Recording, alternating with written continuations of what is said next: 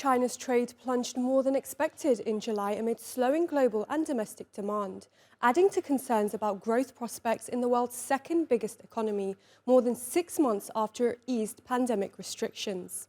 Overseas shipments fell 14.5% in dollar terms from a year earlier, the worst decline since February 2020, while imports contracted 12.4%. That left a trade surplus of around $80 billion for the month, down almost 20% year-on-year. A slowdown in the US and other major economies' growth has dragged down Beijing's exports this year. Chinese listed stocks in Hong Kong led losses in Asia on Tuesday following the news. Now to other top stories from around the world. Credit ratings agency Moody's has downgraded the rating for several US banks, citing funding risks and weaker profitability. Moody's cut the ratings of 10 banks by 1 notch and placed 6 banking giants, including US Bancorp, on review for potential downgrades.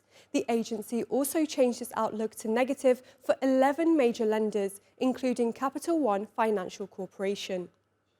SoftBank has reported a third consecutive quarterly loss, hit by declines in valuation for major investments such as Alibaba and Deutsche Telekom. The Japanese conglomerate lost $3.3 billion in the April to June period, despite market hopes for a solid growth to profit. But the group's tech-focused Vision Fund booked an investment gain of $1.1 billion, the first in more than a year. And Italy's government will issue more taxi licenses in a bid to meet rising demand. Prime Minister Giorgia Meloni's cabinet approved a 20% increase in the number of taxi licenses, particularly in major cities where tourists and residents have been hit by shortages.